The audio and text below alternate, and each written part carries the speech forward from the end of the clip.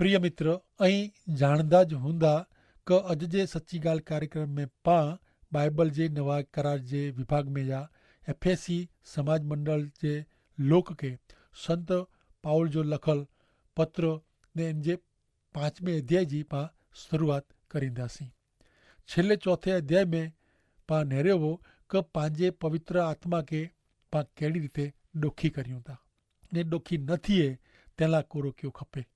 इन विषय पण विगतवार अभ्यास नेरियो हो। अॼु 5वें अध्याय में अभ्यास में पां नेरींदासीं तो जेको विषय आहे उहो यीशु ख्रिस्त जो समाज मंडल कन्या बंदी उ। चौथे अध्याय में यीशु ख्रिस्त जे समाज मंडल के नव सर्जन થયેલ मानवी जी उपमा ॾिने में आवे हुई। हाणे 5वें अध्याय में यीशु ख्रिस्त जे समाज मंडल के कन्या जी उपमा ॾिने में आई है। हिन अध्याय में भविष्य में भार रखे में आयो है, भविष्य मथे भार रखे में आयो है। यीशु ख्रिस्त जो समाज मंडल भविष्य में कन्या बंदी हैवर वर्तमान टाइम में वो कन्या जे रूप में न हैवर समाज मंडल नव सर्जन थયેલ नवा मानवी तरीके हिन दुनिया में हयाती में है ने यीशु ख्रिस्त भेरा इन जो विवाह थिया आहिनि, पर अञा वो यीशु ख्रिस्त भेरी लग्न संबंध में न आया हुई, अञा लग्न थिया नहीं। समाज मंडल आकाश में उचकाए वेंदो तॾहिं ऊ यीशु ख्रिस्त भेरी कन्या जे रूप में हूंदी।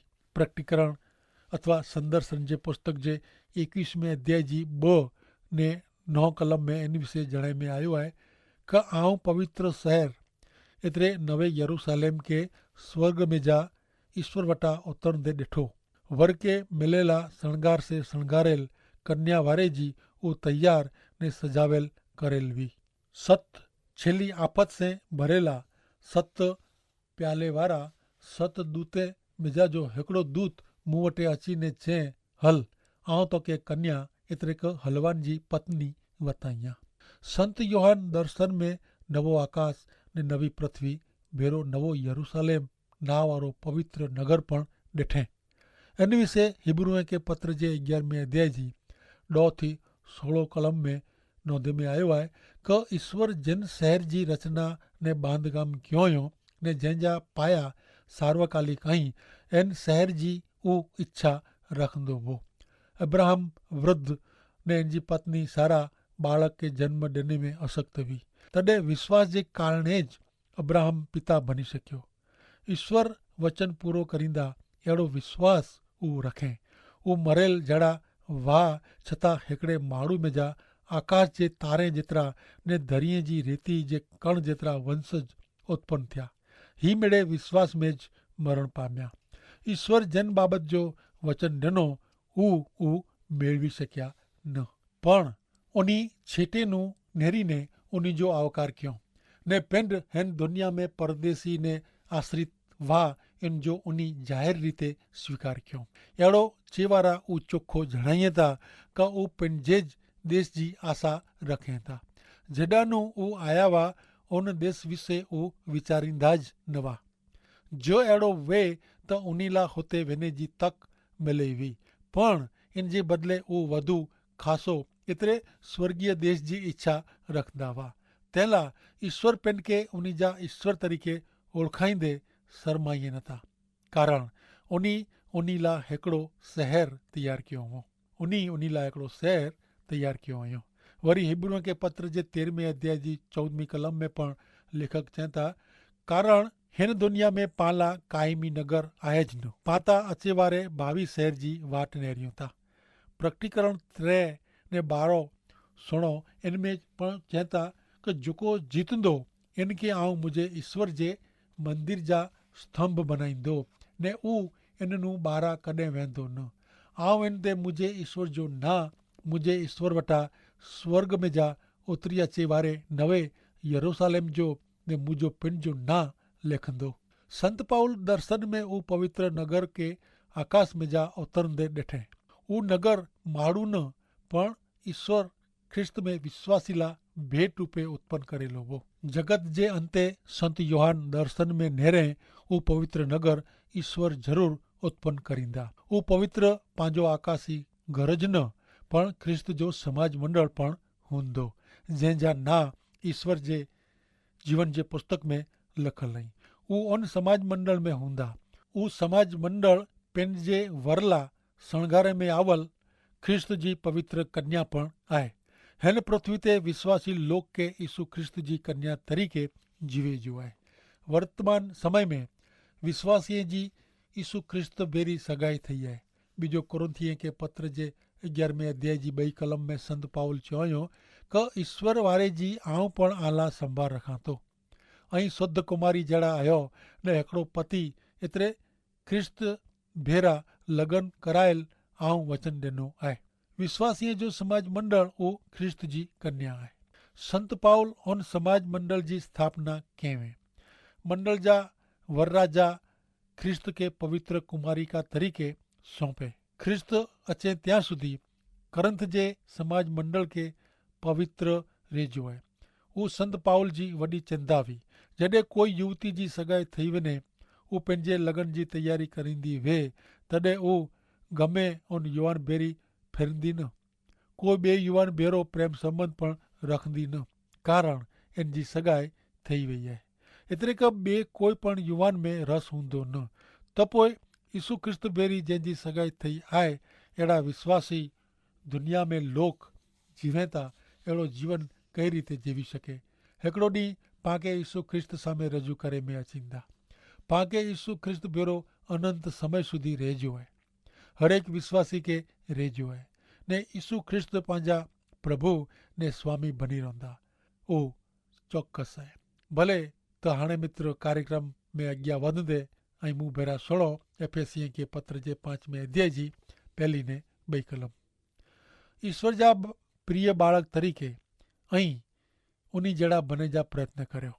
ख्रिस्त पाते प्रेम करीने पंहिंजो जीवन ईश्वर खे प्रसन्न करे अहिड़ो सुगंधित अर्पण ने बलिदान तरीक़े पाला ॾेई ॾिनो। आजे जीवन जो व्यवहार पण इन जे प्रमाणे थियो खपे। ईश्वर जा प्रिय बाळक तरीक़े ऐं उन्ही जहिड़ा बने जा प्रयत्न करियो। प्रभु यीशु ख्रिस्त पाते प्रेम करीने पंहिंजो जीवन ईश्वर खे प्रसन्न करे अहिड़ो सुगंधित अर्पण ने बलिदान तरीक़े पाला ॾेई ॾिनो। आजे जीवन जो व्यवहार पण इन जे प्रमाणे थियो खपे। जिन रीते ईश्वर पां भेरा कृपा से वर्त्या आहिनि, इन जी रीते ईश्वर जो अनुकरण करींदे पां पण ॿिए भेरो कृपा से वर्तो। जिन रीते ख्रिस्त पाते प्रेम रखियो, इन जी रीते पां पण ॿिए ते प्रेम रखो। ख्रिस्त पां ते प्रेम रखियो, इन जी उहा साबिती आहे कि पां ॿिए ते प्रेम रखो। मित्रो, ही कहिड़ी अजाइब जहिड़ी ॻाल्हि आहे। जो प्रभु यीशु ख्रिस्त पां ते प्रेम रखियो हुयो, अहिड़ो पां दावो करियूं था त इन जी साबिती उहा आहे कि पां ॿिए ते प्रेम रखो। यीशु ख्रिस्त वटे रजू थिए वारे समाज मंडल खे दाग ने करचली वगर जो बनी रहिजो आहे। अहिड़ो ओचो ख़ासो हेतु संपूर्ण रीते यीशु ख्रिस्त जो कमु आहे, जेको पंहिंजे पृथ्वी पर जे आचरण खे व्यवस्थित रखंदड़ अटल परिबळ आहे। पां नेरी विया आहियूं कि हरेक विश्वासी जे जीवन में पवित्र आत्मा अंतर निवास करे थो।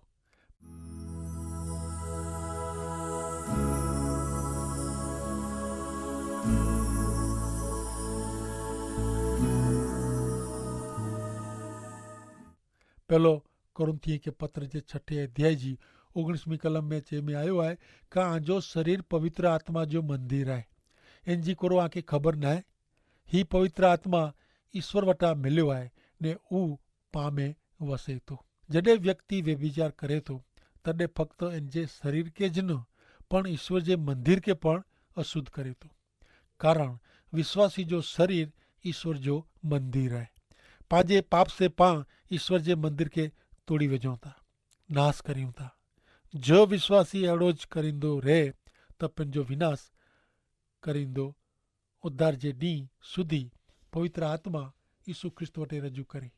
उन ॾींहुं सुधी विश्वासी ते पवित्र आत्मा ईश्वर जी छाप, ईश्वर जे मालिकी जी छाप मारियो वञो। तंहिं लाइ पृथ्वी पर जो पंहिंजो आचरण शुद्ध ने बराबरि अंकुश में हुअणो खपे। विश्वासी खे ईश्वर जो अनुकरण करे जो आहे, ख़ासि करे ॿिए खे माफ़ करे जी बाबत में। जबकि ही बाबत विश्वासी जे जीवन जी हरेक बाजू खे लागू पए थी। ॿिन यहूदी लोग जेको पहिला साव निचली हालत में रहंदा हुआ, उन्हीं के प्रेम जे उच्च स्थाने ओचकी गेने में आया आहीं। उन्हीं के हाणे ईश्वर जा प्रिय बालक तरीके ओळखे में अचनि था। उन्हीं के प्रेम जे उच्च स्थाने ओचके में आया आहीं। ऊ स्थान ता पाला प्रभु यीशु ख्रिस्त बलिदान बनीने क्रूस ते पंहिंजा प्राण पाथरीने जेको प्रेम प्रगट कयो हुयो उहो जगह आहे। प्रभु यीशु पाण ते प्रेम करीने पंहिंजो जीवन ईश्वर खे प्रसन्न करे अहिड़े सुगंधित अर्पण ने बलिदान तरीके पाण लाइ ॾेई ॾिनो। यीशु ख्रिस्त जो ही बलिदान मानवी जा पाप मूसी विझे थो, छिटा करे थो। तीतस खे लखल पत्र जे 2 अध्याय जी 14वीं कलम में चवनि था क उन्हीं पाण लाइ पंहिंजो अर्पण कयो जेथी पाण मिड़े दुष्टता बुंडाइनू बची वञी ने उन्हीं जा पवित्र ने मिड़े खासा कम करेला तैयार अहिड़ा लोक बनो। उन्हीं पाण लाइ पंहिंजो अर्पण कयो जेथी करीने पाण मिड़े बुंडाए नू बची वञी ने उन्हीं जा पवित्र ने मिड़े खासा कम करेला तैयार लोक बनो। ख्रिस्त पाण लाइ पंहिंजो अर्पण कयो, एतिरे पाण लाइ बलिदान रूपे मरण कुलाए सहन कयो। पहलो कारण ऊ क मिड़े अन्याय नू पंहिंजो उद्धार करेला, ॿियो क उन्हीं जे शब्द से जीवन से पाण पवित्र थियूं था जेथी पाण उन्हीं जा पवित्र निर्दोष लोक बनीने रहो ने खासा कम करेला तैयार अहिड़ा लोक बनो। विश्वासी के यीशु ख्रिस्त जाहिर करेल प्रेम जे हिन स्थान ते पुॼे जो आहे। पहलो योहान 4 अध्याय ने 12वीं कलम में जण में आयो आहे, ईश्वर के कॾहिं कोई ॾिठो न हुयो। जो पाण हिकिड़े ॿिए ते प्रेम करियूं था ईश्वर पाण में रहनि था ने पंहिंजे जीवन में उन्हीं जो प्रेम संपूर्ण थिए थो। मित्र कहिड़े अजाब जहिड़ो सत्य पांखे वर्ताइए था क ईश्वर के कॾहिं कोई ॾिठो न हुयो। जो पाण हिकिड़े ॿिए ते प्रेम करियूं था त ईश्वर पाण में रहनि था ने पंहिंजे जीवन में उन्हीं जो प्रेम संपूर्ण थिए थो। पाण पंहिंजी अखियां ईश्वर के ॾिठा नहीं पर पंहिंजे हृदय में ईश्वर आई। ईश्वर के निरेला अख जी ज़रूरत न आहे।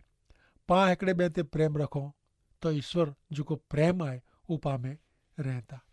पाण हिकिड़े ॿिए ते प्रेम रखो ने उन्हीं जे वचन के अधीन रहो त उन्हीं जो प्रेम पाण में संपूर्ण थયેલો आहे ने प्रेम उता गलाती 5 ने 22 प्रमाणे पवित्र आत्मा जा फल आहे। प्रेम, आनंद, शांति, धीरज, मायड़ स्वभाव, भलाई, वफादारी, नम्रता ने संयम, हिमेड़े गुण पवित्र आत्मा जो फल रहता। तेला पवित्र आत्मा के दुख पुजे अड़ो जीवन जीवी सको नो। भले हाँ पा गया 3 ने 4 कलम में कोर चंता उपा सुनो एफएससी 5 3 ने 4 कलम। अहीं ईश्वर जा लोक आयो तेला आके व्यभिचार, अशुद्धता अथवा लोभ जो ना गिनणु न। वरी अहीं बूढ़ा अपशब्द वापरियो उहो आला बरोबर न आहे। इन जे बदले आके ईश्वर जो आभार मञियो खपे। अहीं ईश्वर जा लोक आयो तेला आके व्यभिचार, अशुद्धता अथवा लोभ जो ना न गिनणु। वरी अहीं बूढ़ा अपशब्द वापरियो उहो आला बरोबर न आहे। इन जे बदले आके ईश्वर जो आभार मञियो खपे। हिन कलम में संत पाउल चवनि था विश्वासी जे जीवन में व्यभिचार, बूंडाई ने लोभ फक्त छेटो ज न पण इन जी छट पण आवे न खपे, इन जो परछायो पण आयो न खपे। विश्वासी हरेक ईश्वर जा संतान आहिनि ने उन्हीं के पवित्र करे में आया आहिनि। तंहिंला विश्वासी के पवित्र जीवन जीवे जो आहे ने कंहिंखे कोई ख़राब इच्छा उत्पन्न थिए त पिण खे वीचारियो खपे क आऊं केरु आहियां। पाण ईश्वर जी पवित्र प्रजा आहियूं, ईश्वर जा बालक आहियूं। उहा ॻाल्हि हमेशह मन में ठसाई रखो तो परीक्षण जो सामनो करे में पांखे चौक्कस मदद मिलंदी। ईश्वर पाण मिणी के चवनि था क अहीं मुंहिंजा बालक आहियो तंहिंला मुंहिंजे बालक तरीक़े वर्तियो। विश्वासी के शर्म अचे अहिड़ी मूर्खाई जहिड़ी ॻाल्हियूं क ठठा मस्करी करिणी न खपे। मस्करी एतिरे कंहिंजो अपमान थिए अहिड़ी मजाक ने मस्करी कंहिंखे खोटो न लॻे इन जो घणे ध्यानु रखीने पांखे शब्द ॿोलिया खपे। हसी मजाक गमत न जोड़नी खपे अहिड़ो न आहे। सॼो ॾींहुं गंभीर बनी रेजो न आहे, मोह चढ़ाईने वेठे जो न आहे, पण असभ्य वर्तन क शोभे न अहिड़ा शब्द न कोछो उहो ध्यान में रखणो ज़रूरी आहे।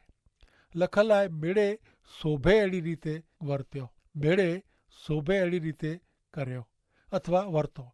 3 ने 4 कलम में जणावेल पाप विश्वासी जे जीवन में खोपल आहिनि।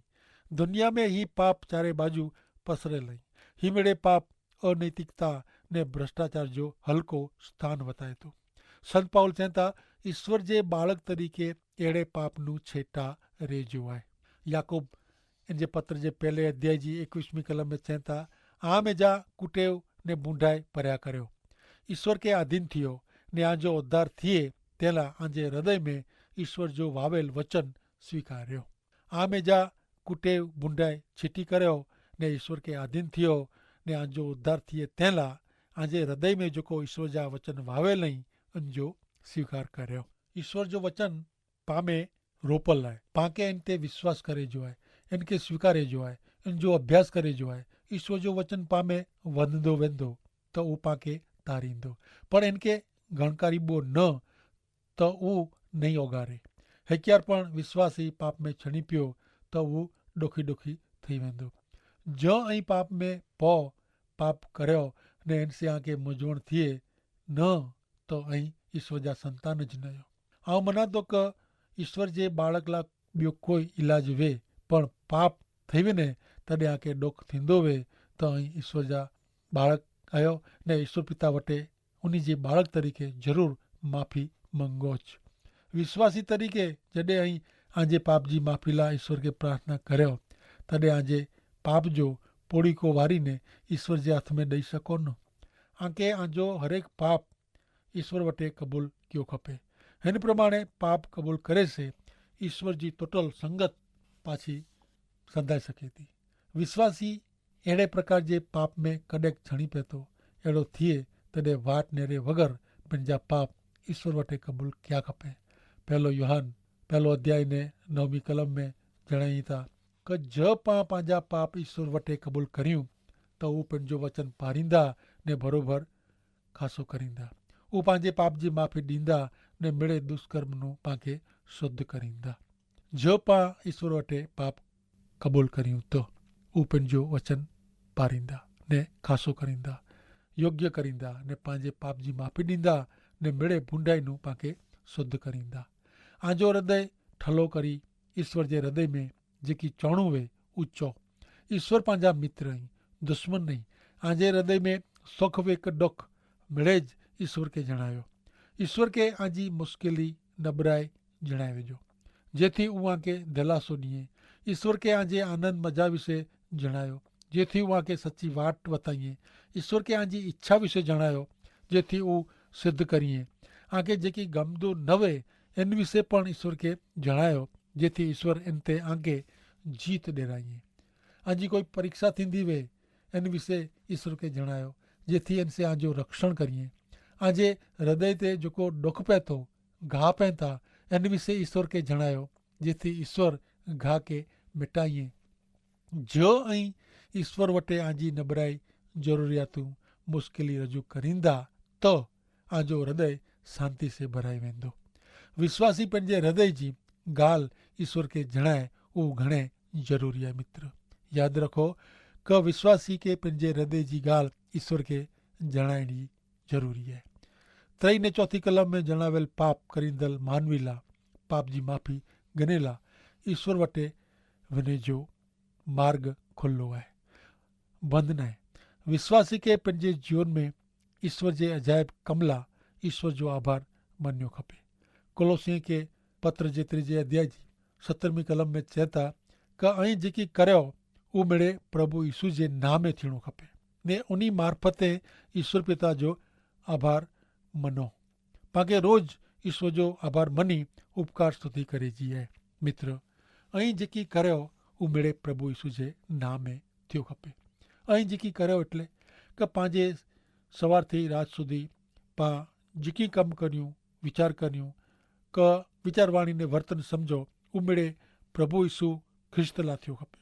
प्रभु यीशु खे मंज़ूर हुअणो खपे, प्रभु यीशु जे नाम में थियो खपे ने उन मार्फते ईश्वर पिता जो पांखे आभार मञिणो खपे। मित्र पां गमे थी जीवन जीवी सघूं नथा, पां गमे अहिड़ा वीचार करीने मन खे ख़ुशि करे सघूं नथा, पां गमे अहिड़ो वर्तन करीने मनोरंजन का आनंद मिली सघूं नथा। पांखे हमेशह नेरियो खपे, वीचारियो खपे कि आऊं केरु आहियां, मूं में जेको वसे था उहो ईश्वर खे ही गमे थो, ही वीचार गमे थो, ही वर्तन जेको आम करियां तो उ कोरो ईश्वर के गमदो। तंहिं लाइ पाण हर एक टाइम ते ॿियो कोई माण्हू जी शर्म क धरा रख जो न पण फक्त ईश्वर पवित्र आत्मा जो पाण संगत है ने इन जो धरा रखे जो है ने उ पाण भेड़ा आई पाण में वसाए था वो हमेशा याद रखीने पाण पंहिंजे जीवन द्वारा विचार वाणी वर्तन द्वारा ईश्वर के मान महिमा मिले अड़ो जीवन जीवे से केवल पांजो ज न पण ब्या पण नेरीने पां तरफ फेरंदा ने सत्य ईश्वर वटे अचीने ऊ पण आशीर्वादित थींदा।